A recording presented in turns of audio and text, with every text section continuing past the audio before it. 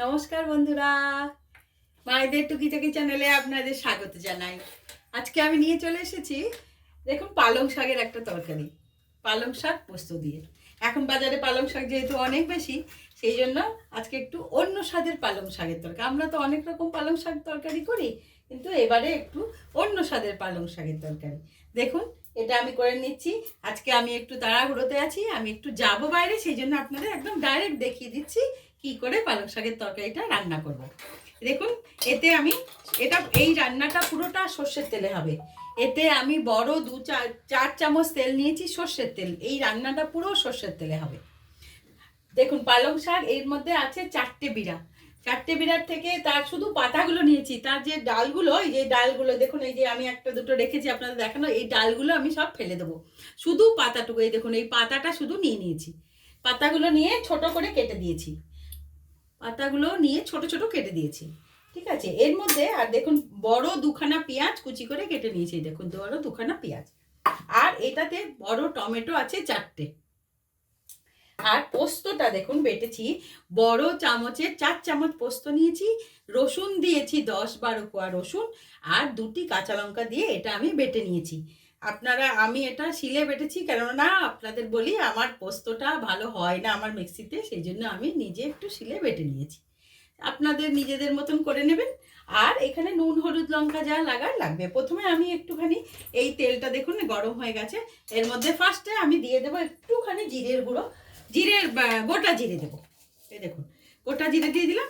দেখুন, তেলটা হয়ে গেছে। এবার আমি ফার্স্ট দেব এই যে পেঁয়াজটা যে কেটে রেখেছি ছোট ছোট করে, 2টো বড় বড় পেঁয়াজ, এটা এর মধ্যে দিয়ে দেবো। একটু ভাজবো পেঁয়াজটা, একটু ভেজে নেবো, একটু লাল লাল হলে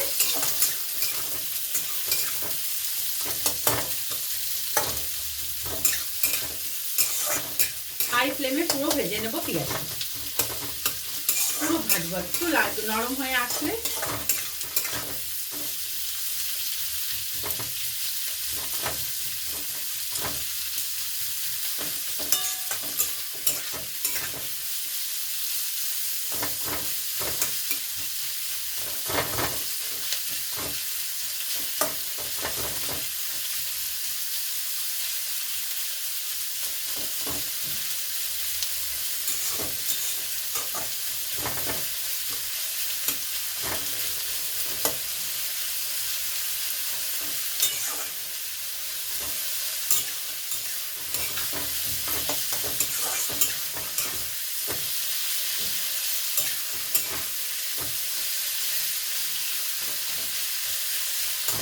পেঁয়াজটা নরম হয়ে আসলে অটোমেটিক ওটা কমে যায়।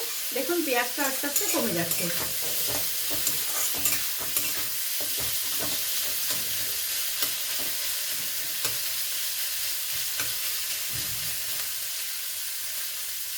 এইবারে দেখুন, আমি দিয়ে দেবো এই যে আমি যে কেটে রেখেছি পালং শাকটা, এটা পুরোটাই আমি দিয়ে দেবো একেবারে।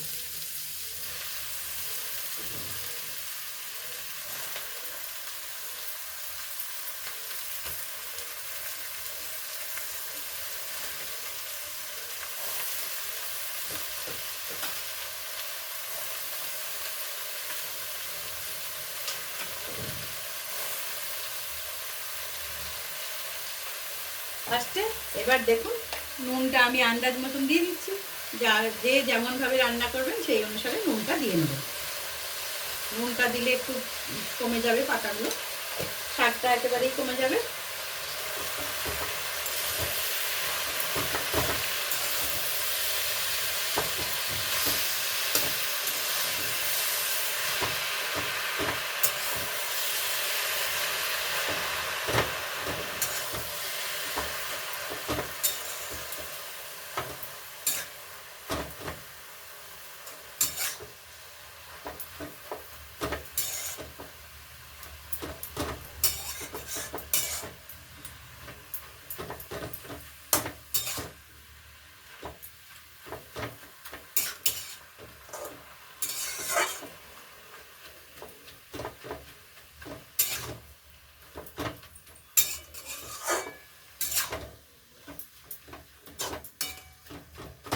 দেখুন, নুন দিয়ে দিয়েছি বলে একদম সুন্দর, এটা একদম কমে গেছে, পাতাটাও কমে গেছে।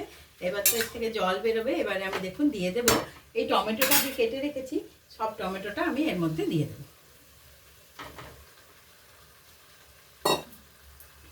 এর মধ্যে এই সময়তেই আমি নুন হলুদ সবই দিয়ে দেবো।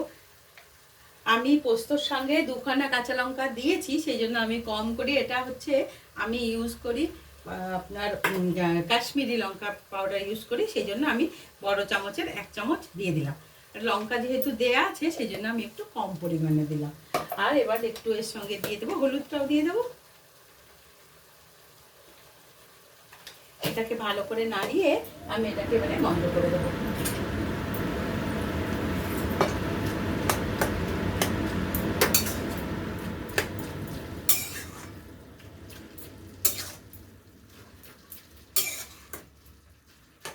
এর থেকে প্রচুর জল বেরোবে এখন, সেই জন্য আমি এটাকে নাড়িয়ে দিলাম। নাড়িয়ে দিয়ে এবার একটু বন্ধ করে দেবো।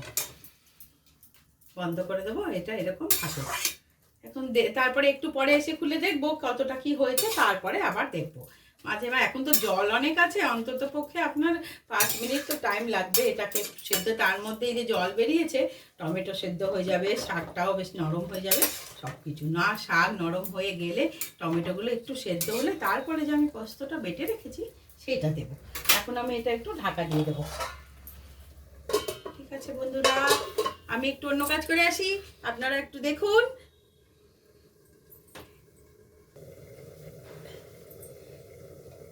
আমি আবার চলে এসেছি বন্ধুরা, দেখুন এইটা দেখুন হয়ে গেছে। দেখুন টমেটোগুলো সেদ্ধ হয়ে গেছে, দেখুন নরম, একদমই নরম হয়ে গেছে শাকগুলো, পালং শাকগুলো। এই দেখুন পুরো হাইতে ছিল 5 মিনিট পুরো। মাঝখানে একবার যদি নাড়িয়ে দেন খুবই ভালো হয়। এই দেখুন এটা হয়ে গেছে। এইবারে আমি যে পোস্তটা বেটে রেখেছিলাম, পোস্ত আর এর সঙ্গে দেওয়া আছে রসুন, এইটা যে দেওয়া ছিল এটা এর মধ্যে এবার ঢেলে দেবো, পুরোটাই দিয়ে দেবো এর মধ্যে।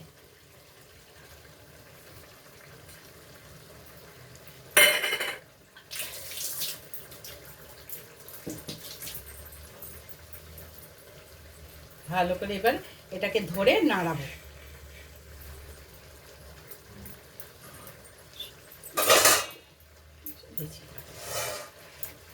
এটাকে নাড়িয়ে দেবো।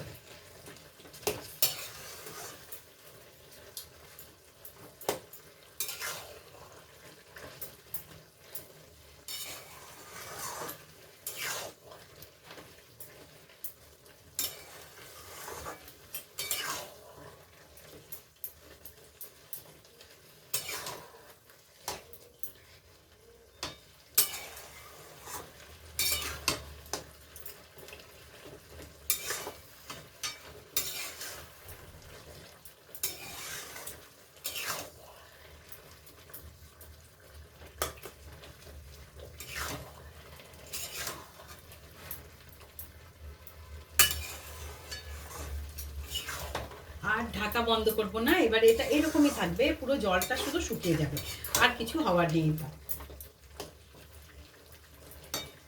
আমি একটু বেশি পরিমাণেই করেছি, আপনারা কম পরিমাণ হলে কম পরিমাণেও করতে পারেন, তো কিছু অসুবিধা হয় না।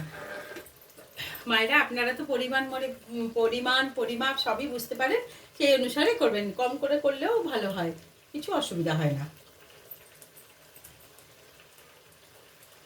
সবসময় আপনাদের কাছে অনুরোধ, আপনারা আমার চ্যানেল দেখতে থাকুন, লাইক শেয়ার সাবস্ক্রাইব করুন। নানা রকম ধরনের রান্না, নতুন নতুন মুখরোচক রান্না আমি আপনাদের করে করে দেখাবো, আপনারা সঙ্গে থাকুন।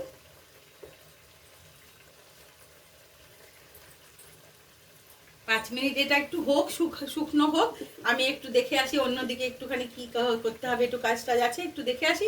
ততক্ষণ এটা হবে, এখন পুরো শুকনো হবে। দেখুন এত যে জল আছে শাকের জন্য, এটা পুরো শুকনো হয়ে যাবে।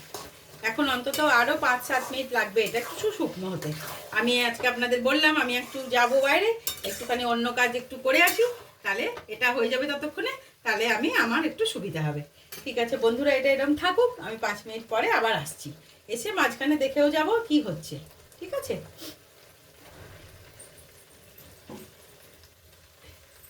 দেখুন এটা পুরো শুকনো হয়ে এসছে। তার মধ্যে আমি এসে একবার একটু নাড়িয়ে দিয়ে গেছি, পোস্ত আছে তো তলাটায় লেগে যাওয়ার সম্ভাবনা থাকে, সেই জন্য আমি এসে একবার নাড়িয়ে দিয়ে আবার চলে গেছিলাম। এই দেখুন এটা পুরো শুকনো হয়ে গেছে। এটা রেখে দিলে আরেকটু শুকিয়ে যাবে, পোস্ত আছে তো একটু টেনে নেবে জল, কিছু অসুবিধা হবে না। এই দেখুন এটা হয়ে গেছে, পুরো তৈরি হয়ে গেছে। এই দেখুন এটা পুরো তৈরি একেবারে, আর শুকনো করতে হবে না। এটা একটু ভাত দিয়ে মেখে খাওয়ার জন্য তো, সেই জন্য এটা ঠিক আছে।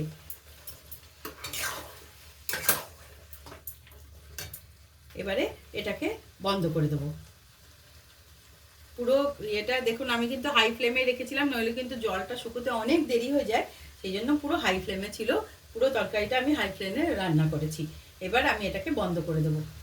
এই দেখুন এটাকে বন্ধ করে দিলাম।